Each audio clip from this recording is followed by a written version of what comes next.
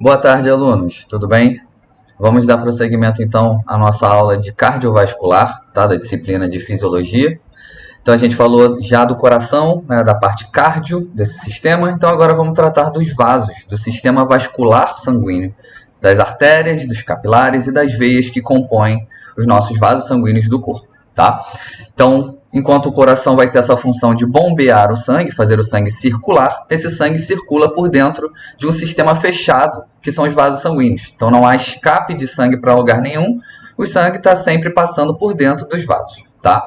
E aí a gente tem classificações de acordo com a direção aonde esse sangue está sendo levado. Então, a gente tem os vasos maiores, mais calibrosos, que estão levando sangue do coração para os órgãos, que são as artérias. Então, quando a gente fala de sangue arterial, a gente está falando de um sangue que é rico em nutrientes e que é rico em oxigênio, tá? Normalmente. A gente tem as veias, que vão fazer o caminho contrário. As veias vão transportar o sangue dos órgãos em direção ao coração. Então, como o sangue já passou pelos órgãos, normalmente o sangue venoso, o sangue que está passando por dentro das veias, ele é pobre em nutrientes e pobre em oxigênio, porque já entregou, né, esses nutrientes para os tecidos, tá? E nos tecidos, nos órgãos, eu vou ter os capilares, que são os vasos sanguíneos mais finos que a gente possui, que a parede é bem fina, é formada por uma célula só de espessura, que é onde vai acontecer a troca de nutrientes, de gases, entre o sangue e os órgãos de fato, tá? Então, nesse esqueminha aqui, a gente consegue ver que eu tenho representado em azul as veias. Então, as veias estão trazendo sangue da periferia, né, dos órgãos em direção ao coração. E eu tenho as artérias em vermelhos, então estão levando o sangue do coração em direção aos órgãos, tá? E onde a gente tem essa rede, né, metade vermelha, metade azul, são os capilares, essa rede capilar que vai permitir com que haja a troca entre os dois.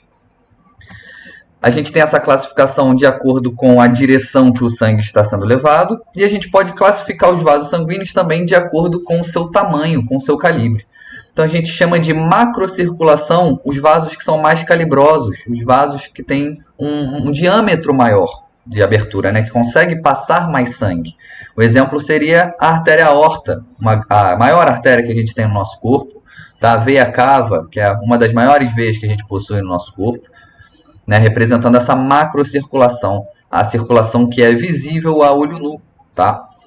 Essas grandes artérias e grandes veias vão se ramificando e vão se tornando vasos cada vez menores, com um diâmetro menor, que permite então uma passagem de um volume de sangue menor também. Então a artéria se ramifica em artérias menores, artérias médias ou artérias musculares. Essas artérias musculares se ramificam mais ainda e passam a ser chamadas de arteríolas, e arteríolas se ramificam um pouco mais ainda e vão se chamar de capilar, então, o nosso vaso mais fino. Nesse capilar vai acontecer a troca entre sangue e tecido, e eles vão se encontrando, né? Vão unindo capilares para formar vasos mais grossos para carregar esse sangue de volta para o coração. Então a gente tem ali o capilar, a vênula, tá? Formando a microcirculação. Então, microcirculação é arteríola, capilar e vênula. E aí a gente tem as veias médias, né? E as grandes veias retornando esse sangue para o coração. Quando a gente olha a estrutura da parede dos vasos, do que eles são formados, a gente tem 3 camadas principais. A gente tem a camada ou a túnica íntima, que é a parte mais interna do vaso. Então, seria essas células aqui, que são chamadas de células endoteliais, tá? Que formam o tecido endotelial, que é a célula que está em contato com o sangue. A gente tem a túnica ou camada média, que é uma camada formada por musculatura lisa, representada aqui na imagem. E a gente tem a túnica adventícia, que quer dizer externa, de fora, que é um tecido fibroso, um tecido conjuntivo que protege esse vaso sanguíneo, tá? Então, aqui nessa primeira ilustração que está um pouquinho mais destrinchada, a gente tem a nossa túnica íntima com as células endoteliais, também chamada de tecido endotelial, tá? Ou endotélio, simplesmente. E todos os vasos sanguíneos e o coração possuem o revestimento dessas células aqui. Então, na verdade, a única célula que entra em contato com o sangue, ou que deveria entrar em contato com o sangue numa pessoa saudável, são as células endoteliais. Essas células endoteliais são muito importantes porque elas produzem fatores anticoagulantes, então não permitem que o sangue coagule dentro dos vasos. Então, se a gente parar para pensar, assim que o sangue sai dos vasos, quando a gente tem uma hemorragia, por exemplo, ele já começa automaticamente o processo de coagulação. Então, o estado natural do sangue seria coagular. Tá? A ativação dessas proteínas acontece de uma maneira intrínseca, natural no sangue. Ele só não está coagulando dentro dos nossos vasos sanguíneos porque essas células, essa camada endotelial, está produzindo fatores anticoagulantes. Essas células também são responsáveis por se dividir e gerar novos vasos sanguíneos e também conseguem conversar com essa musculatura lisa, que forma a parede do vaso, e sinalizar para ela se ela deve dilatar ou contrair. E assim regular o tamanho daquele vaso, né? O calibre daquele vaso. Se aquele vaso está sofrendo uma vasodilatação ou se ele vai sofrer uma vasoconstrição, caso a musculatura contraia. Tá? Então a importância da musculatura lisa na camada média é justamente esse controle do calibre do vaso, do diâmetro desse vaso. Se eu tenho um vaso que está dilatado, eu vou permitir que mais sangue passe por aquela região e chegue no órgão ou no tecido, né, o qual esse vaso está irrigando. Se esse vaso está constrito, então essa musculatura está contraída, o diâmetro vai ser menor, então menos sangue vai chegar até essa região. Como já falamos de musculaturas, né, musculatura estriada esquelética, aquela que a gente contrai voluntariamente, que é o exemplo do nosso bíceps, do nosso tríceps, quadríceps, panturrilha, né? E a gente falou de musculatura estriada cardíaca, que é a musculatura do nosso coração. Os eventos que causam a contração muscular na musculatura lisa são os mesmos do que na musculatura estriada esquelética, do que na musculatura estriada cardíaca, tá? Então, quais são os eventos? Necessidade de um sinal elétrico, normalmente um impulso nervoso, né, vai trazer essa despolarização. Entrada de cálcio na célula ou liberação de cálcio lá pelo retículo endoplasmático, tá? E eu preciso de ATP para que a miosina se ligue na actina e faça aquele encurtamento, né? Faça aquele puxão para aproximar as pontas de actina. Então, exatamente os mesmos eventos vão acontecer para a musculatura lisa. A única diferença da musculatura lisa, da célula muscular lisa, é que ela não tem sarcômeros, ela não tem aquela organização clássica das outras duas musculaturas. Então, as fibras de actina e de miosina estão organizadas um pouquinho diferente, tá? A gente ainda vai ter aquela característica de ter várias fibras de actina, filamentos de actina, né, de um lado e de outro, e no meio um filamento de miosina, que vai agarrar as duas pontas da actina e vai aproximar, puxar uma para perto da outra, né, causando então um encurtamento. Só que eu não tenho as miofibrilas. No caso da musculatura lisa, eu não tenho aquela organização bonitinha desse conjunto repetitivo ao longo da célula, né, onde eu tinha vários sarcômeros encaixados uns nos outros, e a célula muscular era cheia dessas fibras de proteína, né, as miofibrilas, que seriam responsáveis pela contração.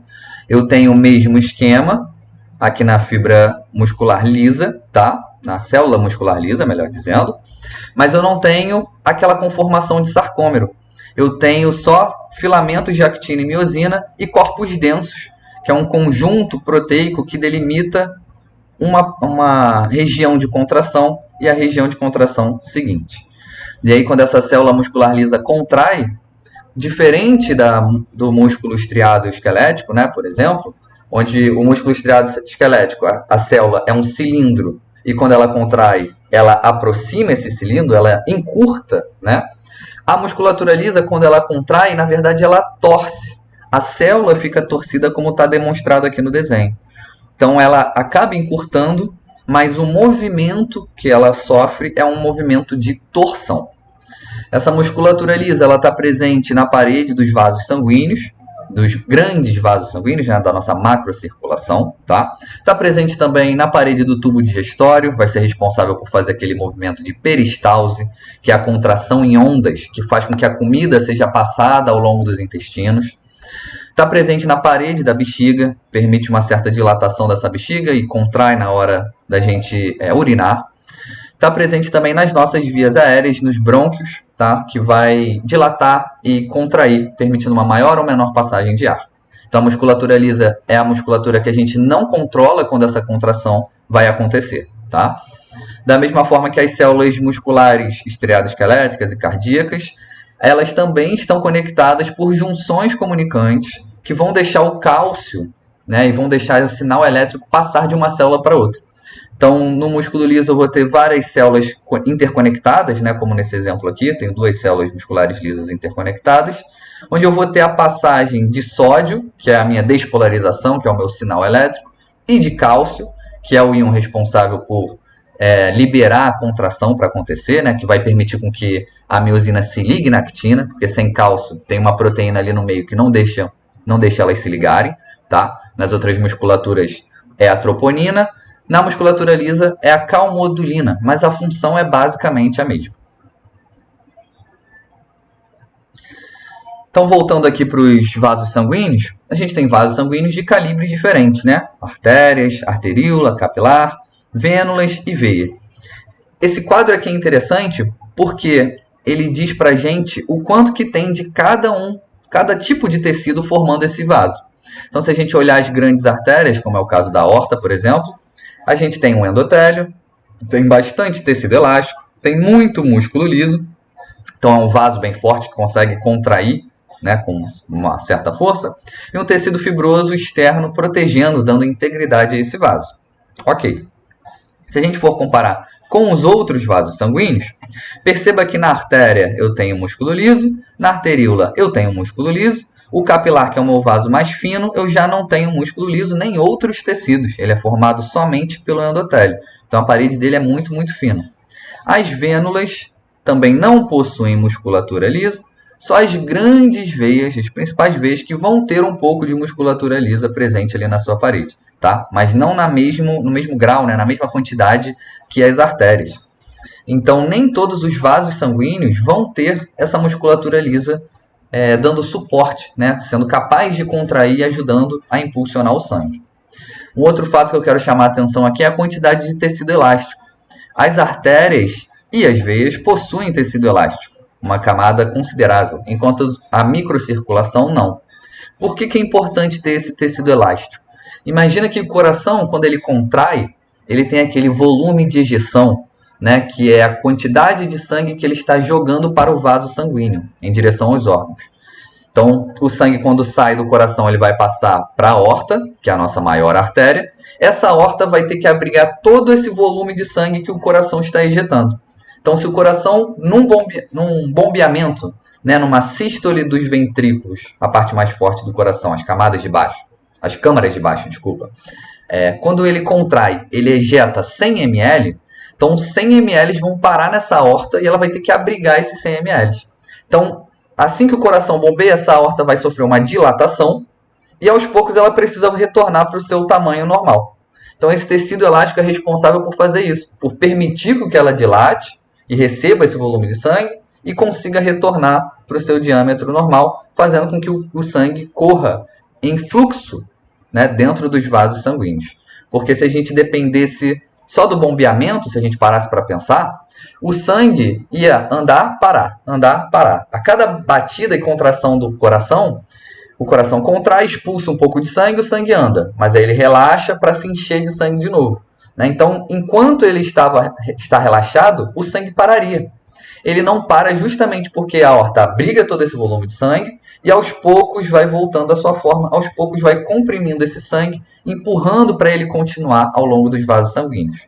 Então o sangue ele vai sempre fluir num fluxo, não vai andar, parar, tá? Por conta dessa característica aqui das artérias, principalmente da aorta, que é possuir bastante tecido elástico.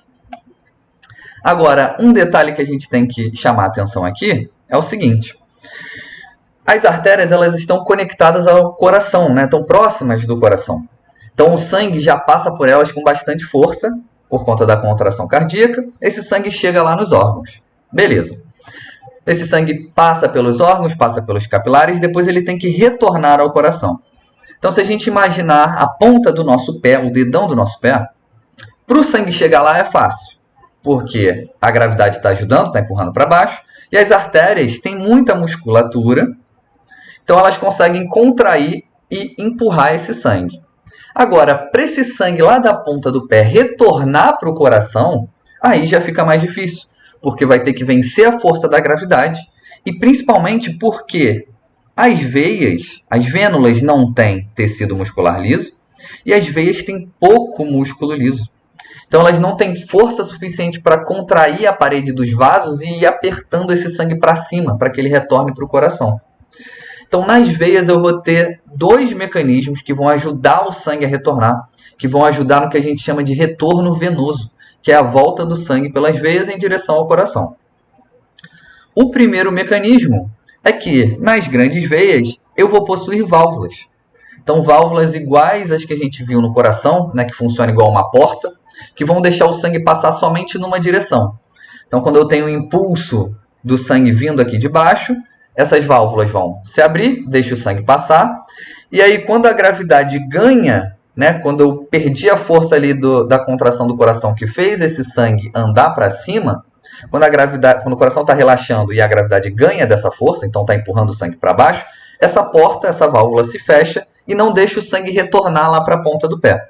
Então, aos poucos, esse sangue vai andando, como se fosse subindo degraus, tá? E, por outro lado, apesar das veias não terem musculatura lisa na sua parede para permitir com que esse sangue retorne, com que elas contraem com força e façam com que o sangue volte, a gente tem a musculatura estriada esquelética ali dando um suporte, dando apoio. Então, a panturrilha é dita, né, como um segundo coração, porque ela vai ajudar muito no retorno venoso, principalmente das extremidades inferiores, principalmente esse sangue que fica acumulado na perna. Então, a cada contração da panturrilha, eu tenho esse esmagamento, essa pressão feita contra a parede dos vasos. Isso faz com que o sangue seja impulsionado para cima e retorne em direção à contração, tá? Ao coração, né? Então, todas as musculaturas conseguem auxiliar as veias, né? A do braço, a musculatura do antebraço, por exemplo, ajuda no retorno venoso, mas esse retorno venoso é mais difícil nos membros inferiores por ter que ganhar da gravidade. Então, a contração muscular, ela vai agir também nesse retorno, vai auxiliar no retorno do sangue ao coração, tá? Mesma coisa serve para o diafragma, quando a gente fala de respiração. Então, quando o diafragma contrai, ele está expandindo a caixa torácica, certo? Então, no caso do diafragma, ele funciona contrário da panturrilha. A panturrilha, quando contrai, ela pressiona contra os vasos, ela está aumentando a pressão interna aqui do sangue, então o sangue é injetado para cima. O diafragma, quando ele contrai, ele está expandindo a caixa torácica. Então, os vasos que estão presentes aqui dentro da minha caixa torácica, que estão ali irrigando o pulmão que é um tecido muito vascularizado, eles estão sofrendo uma queda na pressão, porque eu expandi esse espaço da caixa torácica, tá? Então, a gente viu que existe essa relação entre volume e pressão. Quando eu expando o volume, eu diminuo a pressão interna. Quando eu diminuo o volume, eu aumento a pressão ali dentro. Então, quando o diafragma relaxa, então durante a nossa expiração, a gente consegue pressionar os vasos sanguíneos, tá? E ajuda esse sangue a se movimentar pelos nossos vasos. Em algumas pessoas, essas válvulas, né, presentes nas veias, principalmente dos membros inferiores, vão apresentar certos defeitos. Ela não vai fechar corretamente. Isso pode ser causado por tabagismo, isso pode ser causado por sedentarismo, por uma dieta ruim, tá? E também por fatores genéticos. Obesidade também contribui, né, para essa patologia, para esse defeito na válvula. E aí o sangue, ao invés de ir subindo em degraus, ele consegue retornar. E no que ele retorna, ele acaba se acumulando nessa região. Então, como o sangue está se acumulando, a parede dessa veia vai ter que aguentar mais volume do que ela está acostumada. Então, ela vai começar a sofrer dilatação. E essa dilatação, essa pressão ali na veia, aos poucos vai causando uma inflamação da parede da veia. Então, ela vai se tornando mais grossa e mais dilatada. Cada vez mais grossa, cada vez mais dilatada. Então, aqui na imagem à direita, a gente consegue ver um retorno venoso normal, né? O coração bombeia, o sangue sobe um pouquinho. Aí, quando o coração relaxa, a gravidade ganha, né, dessa força. E aí o sangue fica travado ali pelas válvulas.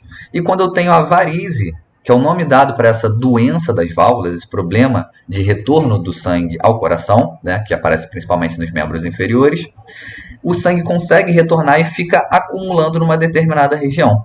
Então, ele faz com que essa parede se dilate e que eu crie essas veias mais sinuosas, que são visíveis a olho nu, tá?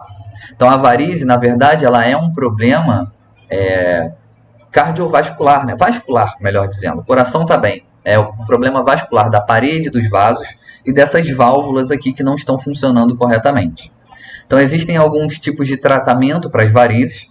Um deles é você cortar essa veia, essa região, né, que está varicosa, e retirar simplesmente esse pedaço da veia, tá? O que não é um problema, porque como essa veia já não funcionava direito, o nosso corpo já criou outras vias, outras veias para transportar esse sangue, né? Já fez uma angiogênese, que é a criação de novos vasos para aquela região, tá? Para dar conta desse retorno venoso. Então retirar essa defeituosa não tem problema.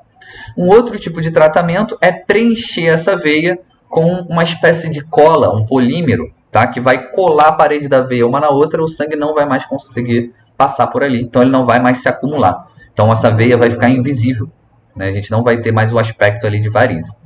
Mas entenda que esses dois tratamentos, eles não estão curando a fonte do problema. Eles estão curando o sinal, tá? O que aparece ali pra gente sendo causado pela doença. Então, daqui a alguns anos, é possível que retorne a presença dessas varizes na perna, tá ok? Então, falamos de artérias, falamos de veias, só para mostrar aqui, a nossa microcirculação, formada pelas arteríolas, capilares e vênulas, são os nossos vasos mais finos. Então, nos capilares, eu vou ter somente um endotélio. Então, esse vaso é formado por uma parede que tem a grossura de uma única célula, tá? E eu tenho junções aqui entre essas células. Alguns capilares apresentam buracos, outros capilares são incompletos, tá? Mas a grande maioria dos capilares vão ter essa morfologia aqui fechadinha de tubo, que a gente chama de capilares contínuos. E nessa fenda, ou atravessando a célula diretamente, eu vou ter a troca gasosa entre o tecido que está presente aqui em volta, né, desse vaso e o sangue que corre aqui dentro dessa microcirculação. Então, por que é importante a gente conseguir controlar a pressão arterial? Falamos de coração, falamos agora do sistema vascular. Então, se a minha pressão arterial ela cai muito, não consigo dar pressão no sangue, né? Imagina quando você está brincando com uma mangueira de água, você conecta a mangueira lá na pia, liga ela, sai aquele fio de água, né? Aquele jato de água, beleza. Quando você aperta a pontinha, então você diminui o tamanho do buraco lá na ponta da mangueira, o jato fica muito mais forte e aquela água é lançada longe. Então, quando você está diminuindo o buraco da passagem de água, você está aumentando a pressão. Então, quando o vaso contrai, quando ele está sofrendo vasoconstrição, a pressão interna do sangue aumenta. Então, ele corre com mais velocidade, ele consegue ir mais longe, mais rápido, tá? Por outro lado, se você está sofrendo uma vasodilatação, então a musculatura está relaxada, se aumenta o volume de sangue que consegue passar por ali, mas em compensação a pressão sanguínea diminui, tá? Então o sangue ele tem mais volume chegando ali, mas ele corre um pouco mais lento também. Então qual o problema de, por exemplo, a pressão arterial cair muito? Eu vou ter um baixo fluxo sanguíneo nos capilares. Isso quer dizer que a velocidade em que o sangue está correndo diminuiu, ele está mais lento. Com isso, eu posso ter problemas de oferta de nutrientes e remoção desses restos de metabolismo do tecido. Se o sangue está passando devagar, ele pode não estar chegando tão bem nas nossas extremidades, na ponta do dedo, do pé, na ponta do dedo, da mão, por exemplo. Tá? E aí eu vou ter uma dificuldade de levar oxigênio, nutrientes, hormônios para aqueles tecidos, e vou ter também uma baixa remoção desses restos de metabolismo, por exemplo, a ureia, que pode se acumular ali, tá? Naquele tecido, na ponta do dedo, por exemplo.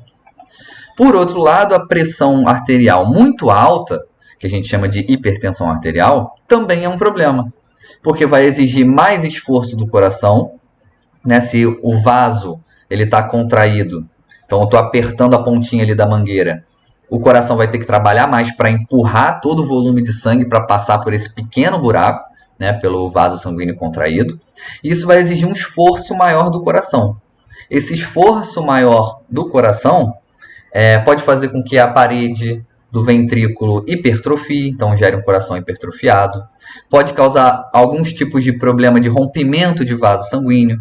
tá? Então pode levar a um infarto se for uma artéria do coração, pode levar a um AVC se for uma artéria cerebral, né? Um acidente vascular cerebral, tá? Pode causar muita pressão nos vasos sanguíneos e fazer com que ele se rompa, com que abra um buraco ali na parede do vaso sanguíneo e você tenha uma hemorragia. Além disso, quanto maior a pressão dentro do sangue, maior a pressão dentro dos vasos, mais líquido vai sair do sangue para os tecidos. Isso vai causar o edema, o inchaço. Então vamos entender um pouco como que acontece essa troca, né, entre sangue, o sangue que está presente dentro dos vasos sanguíneos, e o tecido. Eu preciso que um líquido, um plasma, né, atravesse a parede dos vasos e vá para os tecidos, certo? Como eu tenho as minhas células endoteliais ali formando a parede do vaso, parte dos nutrientes vai atravessar no meio delas, vai ser transportado através delas. Então a gente tem transportadores de membrana, a gente tem a endocitose e exocitose acontecendo, né, que é aquela formação de vesículas. Então a célula vai, captura um grupinho de moléculas, transporta dentro de uma vesícula, que é uma bolha, né, que passa por dentro dela, e libera lá do outro lado para o tecido que está aqui embaixo, tá, nesse líquido extracelular. Entre as junções da célula é possível também com que passe algumas moléculas, tá? Moléculas bem pequenas, água, sais. E aí a gente vai ter essa troca entre sangue e tecido. Mas essa troca ela acontece por uma força física, por um fenômeno físico, que é uma diferença de pressão, uma diferença de forças. São duas forças que vão trabalhar para que aconteça essa troca. Eu tenho a pressão hidráulica, que quer dizer literalmente a pressão do líquido dentro do vaso, tá? E eu tenho a pressão osmótica. Então, osmose a gente já conversou também, que é a força que está atraindo a água. Então, quando eu tenho um ambiente muito concentrado e outro pouco concentrado, como eu tenho essa tendência natural de fazer com que os dois entrem em equilíbrio, a água que está num ambiente menos concentrado, ela migra para o mais concentrado, para diluir esse mais concentrado e deixar a concentração igual nesses dois ambientes. Tá? Então isso é a pressão osmótica, a força que está sendo feita para atrair as moléculas de água. Então vamos entender um pouco como que essas forças estão trabalhando. Então eu tenho aqui um exemplo de vaso sanguíneo, um cilindro, tá? Em que eu teria a arteríola, capilar e a vênula. Eu tenho a pressão hidráulica que acontece dentro dos vasos sanguíneos. Então, essa pressão é formada aqui na arteríola por conta do batimento do coração e por conta da contração da musculatura lisa, né, dos vasos sanguíneos, das artérias e arteríolas que tem musculatura lisa para pressionar esse sangue. Show! Então, eu tenho pressão hidráulica dentro do vaso sanguíneo, empurrando esse líquido para sair em direção ao tecido que está aqui fora. Eu tenho a pressão hidráulica do tecido, porque o tecido tem água, né, que também está realizando uma força no sentido contrário. Então, coloquei aqui esse -4 indicando essa força. Então, existe uma diferença muito grande, né, entre essas duas forças aqui. Enquanto a pressão hidráulica do sangue faz uma força de 30, a pressão do tecido faz uma força de 4 somente. Tá? Então, obviamente, a pressão hidráulica do sangue ganha. E agora, em relação à pressão osmótica, o sangue ele tem muita proteína dentro dele. Já o líquido que permeia o tecido, meu líquido extracelular, ele tem pouca proteína, poucos sais, então ele não vai atrair tanta água. Tá? Então existe uma força de atrair a água do sangue para o tecido de 6, em contrapartida existe uma força de retornar essa água para o sangue de 28. Se a gente somar todas essas forças, né, o 30, o -4, o 6 e o 28, a gente vai dar um total de 12. Tá? Então aqui fica 26, certo? Não.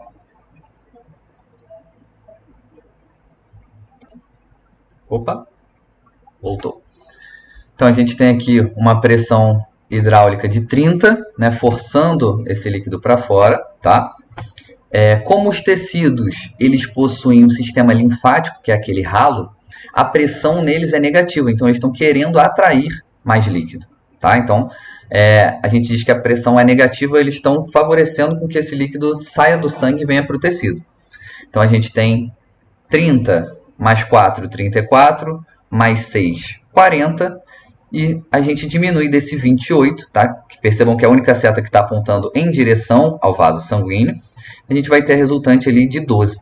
Então, existe uma força que ganha, uma pressão hidráulica, né, que ganha no sentido de tirar o líquido dos vasos sanguíneos em direção ao tecido nas arteríolas, tá? Conforme, então, esse líquido ele atravessa as células endoteliais e as proteínas elas ficam retidas. Todas as grandes proteínas vão ficar retidas aqui no sangue, tá? Não conseguem atravessar em direção ao tecido. Só as pequenas proteínas vão conseguir atravessar. Alguns íons e algumas moléculas tipo glicose, hormônios vão conseguir atravessar.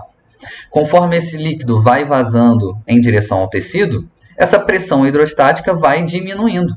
Porque se eu estou perdendo volume aqui dentro do vaso sanguíneo, esse volume não está mais pressionando contra a parede dos vasos, então minha pressão está diminuindo ao longo da passagem do sangue aqui por esses vasos. Então lá no capilar, que é o vaso mais fininho, a pressão resultante total é zero. Ou seja, a mesma quantidade de líquido que sai é a mesma quantidade de líquido que entra. Tá? Então eu tenho essa troca acontecendo. E quando eu chego na vênula, eu já tenho uma pressão do vaso sanguíneo baixa. Então esse sangue retorna do tecido, esse líquido retorna do tecido, depois de já ter entregue os seus nutrientes, depois de já ter entregue o oxigênio, retorna para a vênula. Tá? Então o que eu quero chamar a atenção aqui é o seguinte: na arteríola eu tenho uma pressão maior e essa pressão faz com que o líquido saia dos vasos sanguíneos em direção ao tecido. Conforme esse líquido vai saindo, essa pressão vai caindo e chega uma hora que a pressão do tecido, a pressão hidrostática do tecido, é maior do que a de dentro dos vasos. Então, esse líquido retorna para os vasos. Tá? Esse é o ponto central. E para quem tem hipertensão, uma hipertensão que é um caso crônico, essa pressão interna, essa pressão arterial, né, essa pressão hidrostática dentro dos vasos sanguíneos está sempre aumentada. Então, eu vou estar sempre fazendo mais força para que esse líquido saia dos vasos sanguíneos. Então, eu diminuo esse retorno que acontece aqui nas vênulas. Então, o que vai acontecer é que eu vou ter mais líquido aqui do lado de fora do vaso, né, hidratando esse tecido. Consequentemente, esse tecido vai ficar inchado. Eu vou ter a presença de edema. Então, todo mundo que tem hipertensão crônica pode conferir que a canela vai estar inchada, tá? Que os membros inferiores vai estar inchado. Então, quais são os mecanismos no nosso corpo que vão fazer o controle da pressão arterial? Por que uma pessoa saudável mantém a pressão nivelada, né? E quando esse nivelamento, esse equilíbrio é perdido, a gente tem uma doença chamada de hipertensão arterial. Então, eu tenho como regulador o trabalho do coração, né, que é o seu débito cardíaco. Então, o coração pode ser controlado para ele bater com maior frequência e maior força, ou menor frequência e menor força. E isso vai mudar o volume de sangue que é bombeado em direção aos vasos por minuto. Então, essa é uma maneira de controlar a pressão. Outra maneira de controlar a pressão é através da resistência dos vasos. Então, posso falar para o vaso dilatar, que é relaxar a musculatura, ou contrair, né, fazer uma vasoconstrição, e diminuir o calibre daquele vaso. Então, quando o vaso dilata, o sangue flui com mais facilidade, porque ele está mais aberto. Então, chega mais sangue para aquela região. Em compensação, a pressão diminui. A vasoconstrição dificulta a passagem do sangue, porque agora eu diminui o buraco dessa passagem. Então, vai chegar menos sangue para aquela região que está sendo irrigada, mas em compensação, o sangue está fluindo mais rápido. E a terceira maneira de controlar essa pressão arterial é através do volume total de sangue. Então, a quantidade de líquido que existe no nosso corpo está diretamente ligada com a quantidade de sangue que existe no nosso corpo. Tá? O líquido ele vai influenciar no volume total de sangue. Quanto mais líquido dentro do corpo, mais sangue eu vou ter. E quanto mais sangue eu tenho dentro dos vasos, maior vai ser a força que esse sangue vai fazer contra a parede do vaso. Ou seja, maior vai ser a pressão arterial, pressão dentro dos vasos. Tá? E aí existem vários mecanismos que controlam essa quantidade de líquido dentro do corpo.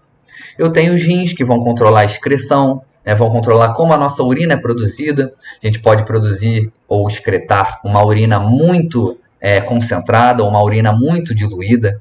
Então, quando a gente bebe álcool, por exemplo, que a gente urina muito, uma urina transparente, é uma urina muito diluída. tá? A gente tem o nosso sistema nervoso central, que produz um hormônio chamado de hormônio antidiurético. Então, se ele é antidiurético, é um hormônio que evita a desidratação, né, que vai segurar a água no nosso corpo. O coração também consegue produzir um outro hormônio que controla a diurese também, o quanto de água a gente perde, tá, na urina. Então, a gente tem esse controle utilizando múltiplos sistemas, né? Múltiplos órgãos que vão agir em conjunto para controlar o volume de água no meu corpo e, consequentemente, o volume de sangue, tá? Então, como que acontece esse controle da pressão arterial, né? O controle nervoso. Por que o controle nervoso? Porque o sistema nervoso é o nosso sensor. É ele que detecta mudanças e vai passar essa informação para os outros sistemas para que eles ajam de acordo com aquela mudança que foi causada. Então, quando eu tenho uma mudança na pressão arterial, eu tenho os receptores de pressão, tá? Nas carótidas, artérias aqui do pescoço, e na aorta, a artéria que sai do coração, que vão sentir essas alterações de pressão. Essas pontinhas de neurônios, essas terminações nervosas, vão levar a informação até uma região do cérebro chamada de bulbo, onde eu tenho o controle cardiovascular do meu corpo. Então, se essa alteração na pressão arterial foi um aumento da pressão, e minha pressão agora está exacerbada, está muito alta, o meu sistema nervoso vai ativar os neurônios parasimpáticos. Então, lembra que o parasimpático é para acalmar. E esses neurônios vão agir lá no nó sinoatrial, mandando o coração bater com menos força e com menos frequência. Por outro lado, se eu tive uma queda de pressão, eu vou enviar para o meu cérebro uma sinalização para ativar, para aumentar essa pressão, né, para que eu volte ao normal. Então, eu vou ativar os meus neurônios simpáticos. Então, os neurônios envolvidos naquelas situações de luta ou fuga, né, onde eu tenho descarga de adrenalina, tá? Então, com essa sinalização simpática, eu vou estimular o nó sinoatrial, vou estimular os ventrículos para contraírem com mais força e contraírem de uma maneira mais frequente, e vou sinalizar para os meus vasos sanguíneos para eles contraírem e aumentar a pressão dessa forma. Então, percebam que a gente falou do sistema nervoso, né, na primeira aula, na segunda aula, né, para ser mais preciso, e a gente tem aqui esses nervos agindo. A gente tem um nervo sensorial, tá? Um exemplo é o nervo vago, que faz parte do sistema parasimpático, que ele está presente. Desculpa, ele é um nervo sensorial somente, não faz parte do sistema parasimpático, tá? O sistema simpático e parasimpático são as minhas fibras efetoras, que vão se comunicar com os órgãos. Esses aqui são só nervos sensoriais. Então, a gente tem uma inervação presente lá na carótida e na aorta, que vai sentir mudanças de pressão, vai levar essa informação lá para alguma região do sistema nervoso central. Nesse caso, vai ser a base do cérebro, que é o bulbo. O bulbo interpreta essa informação e vai ativar ou fibras parasimpáticas para acalmar o coração e diminuir a pressão, ou vai ativar as fibras simpáticas, liberando então a adrenalina e vai fazer com que o coração e os vasos sanguíneos contraiam. Então, aqui num exemplo que tem um aumento de pressão, esses baroreceptores vão sentir essa mudança é sinalizada para a região do bulbo, e aí eu tenho lá uma diminuição da estimulação simpática, então vou liberar menos adrenalina. Por quê? Porque se minha pressão está alta, eu quero diminuir a força de contração do coração, diminuir a força de contração da musculatura, tá? Da musculatura lisa dos vasos sanguíneos. Então, musculatura das artérias vai relaxar, vai sofrer uma vasodilatação. Isso diminui a resistência contra o sangue passa de uma forma mais fácil. Por outro lado, vou estimular a sinalização parasimpática. Então, ele vai agir lá no nó sinoatrial, diminuindo a frequência cardíaca, diminuindo a força de contração do coração, tá? Que vão causar uma diminuição da pressão arterial. Então, aqui a gente tem o nosso sistema de feedback negativo. O estímulo foi aumento da pressão arterial. Eu vou desenvolver várias respostas para que a pressão arterial seja diminuída. Então, indo de encontro oposto, né, a esse estímulo. E aqui terminamos, então, esse pedaço da aula, né, que é o sistema cardiovascular.